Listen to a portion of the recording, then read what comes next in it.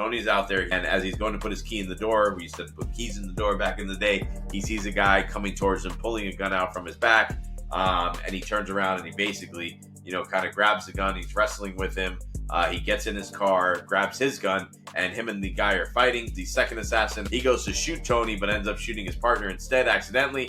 Tony grabs that guy's gun, starts driving away, and the guy falls.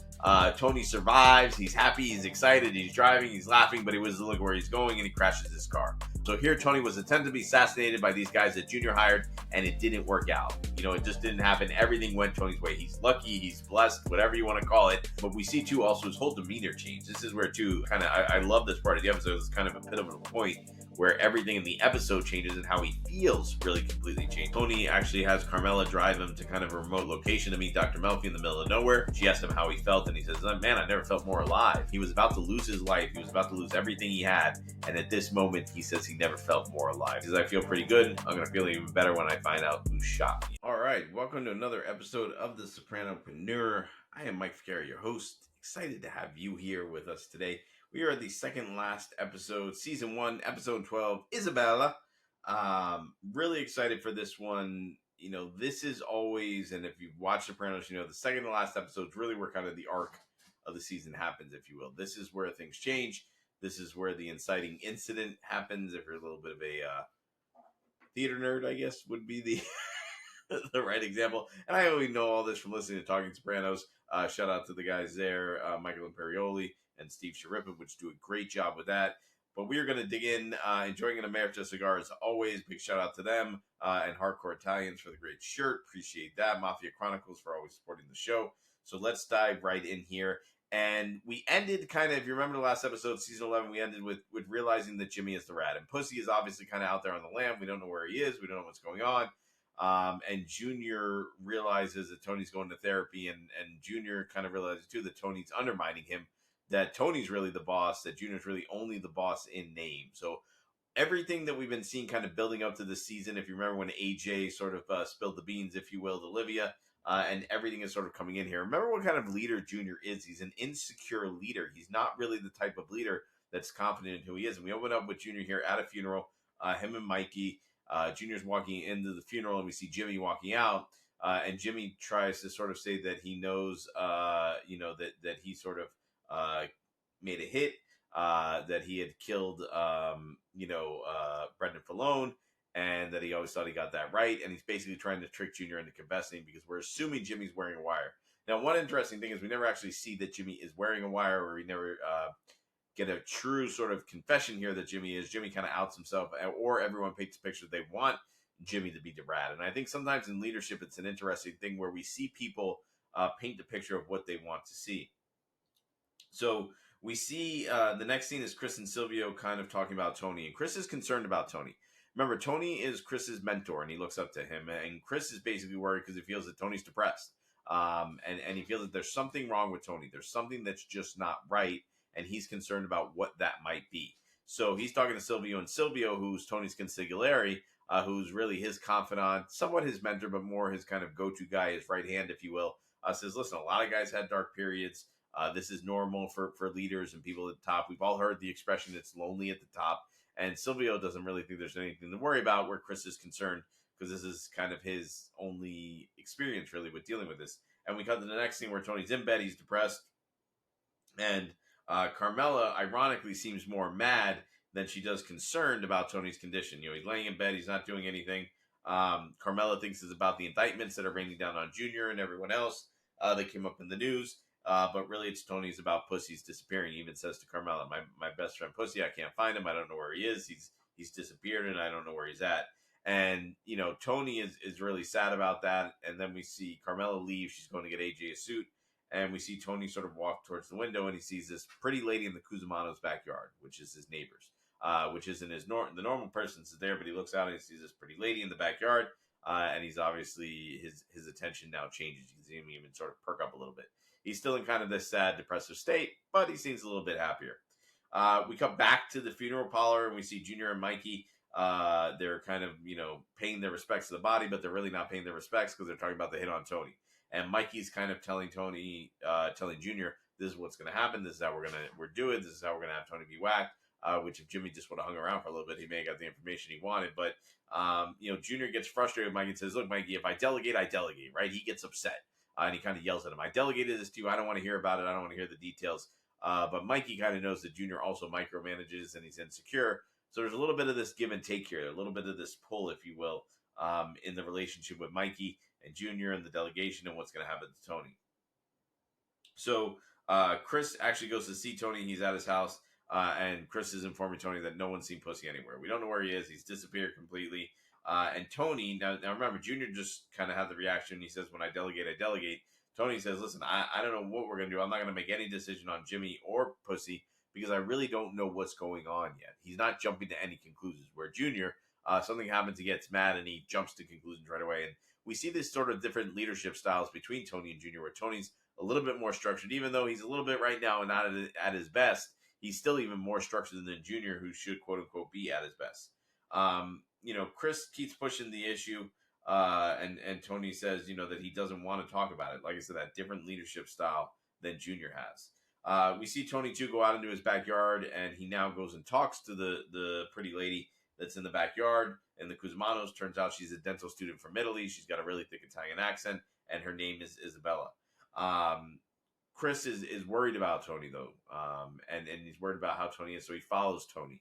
And Tony's driving, and Chris decides to tail him, which is interesting because Tony's always being tailed by the FBI, and Chris is actually someone who's supposed to look out for Tony, make sure he's not tailed.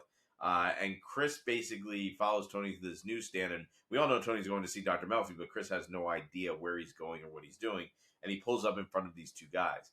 And they're actually the two guys that Junior hired to kill Tony.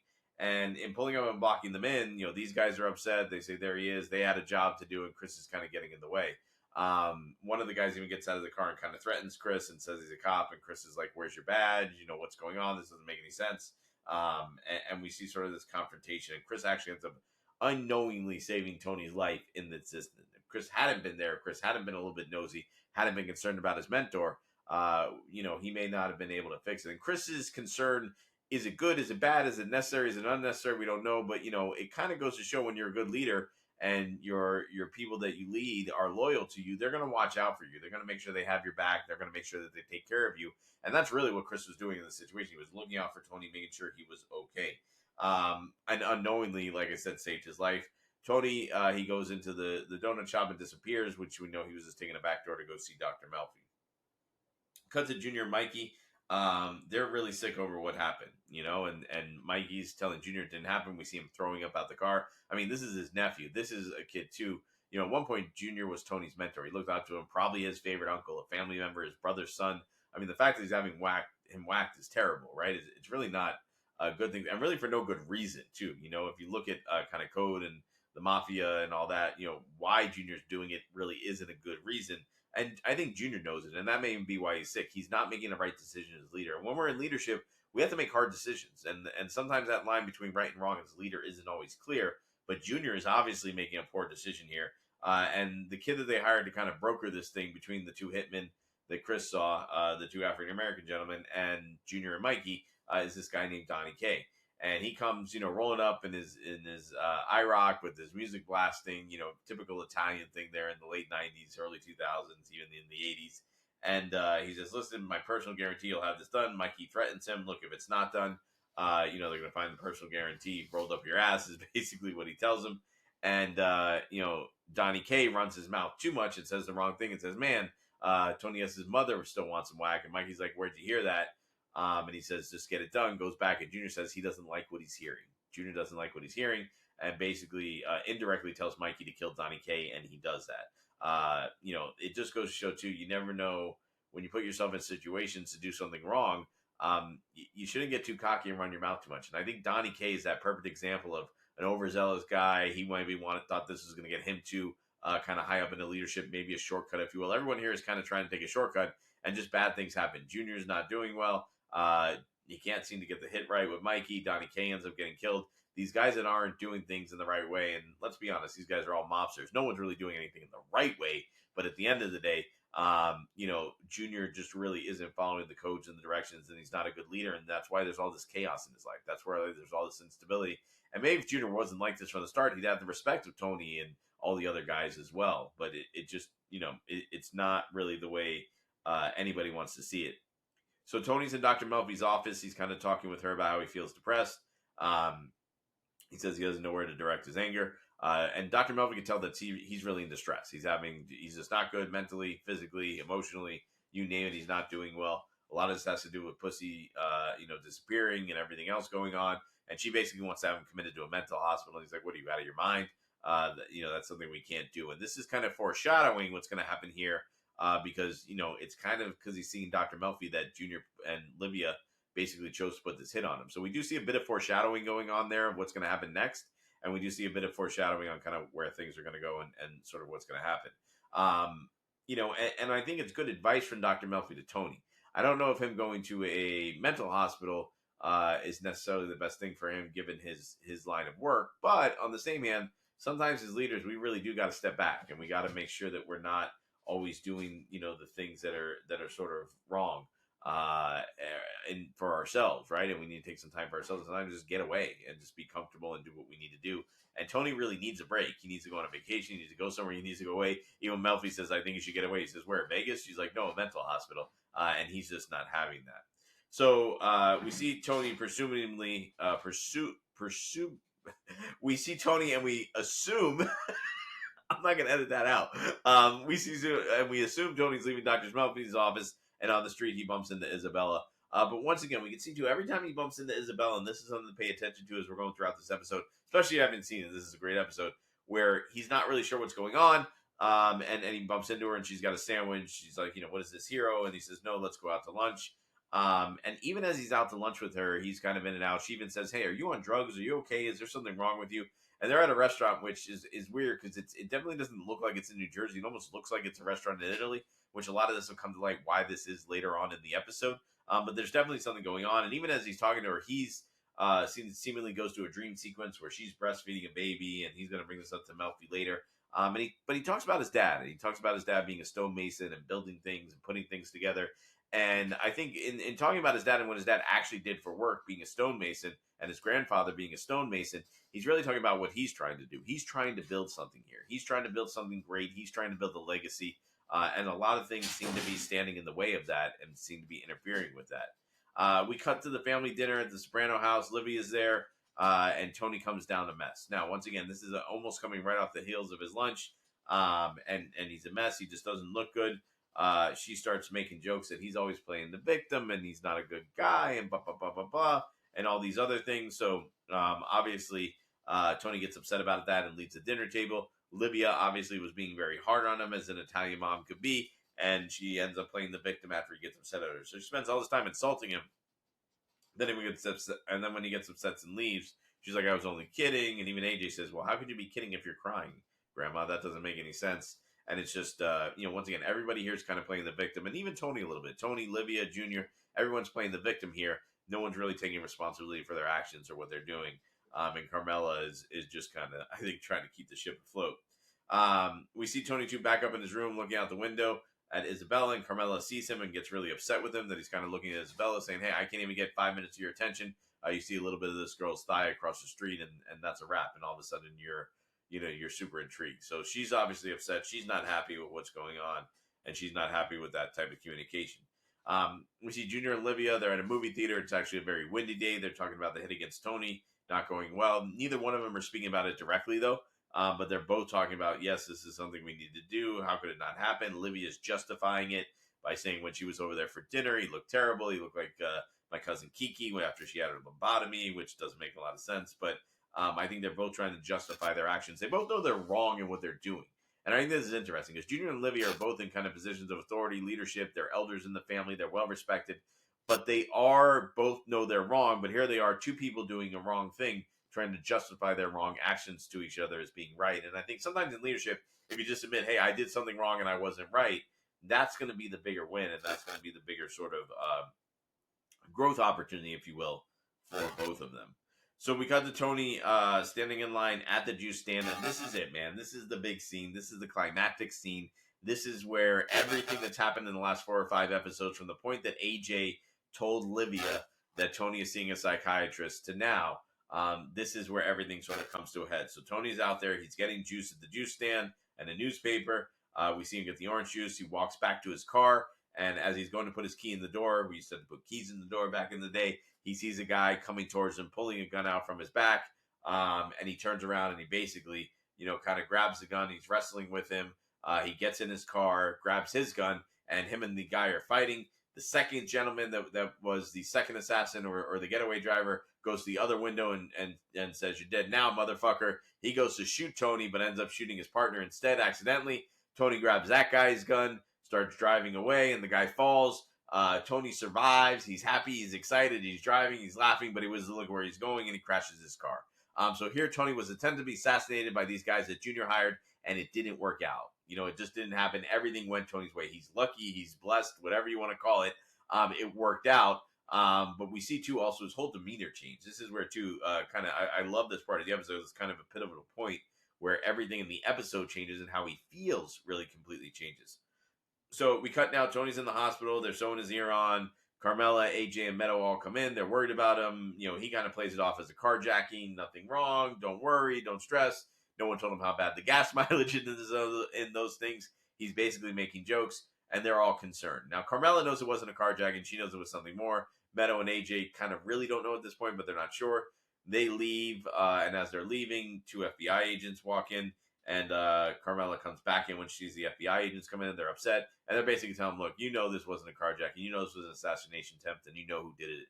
And he's in denial, but they want Tony to flip. They want him to be a rat, just like Jimmy, just like they think Pussy is, and Tony refuses to do that. He says, "I will not be a rat. Nope, get out of here." Carmela wants him to consider it. She basically says, "Stop being a child." He talks about the oath he took. She says, "What are you, a kid in a treehouse?"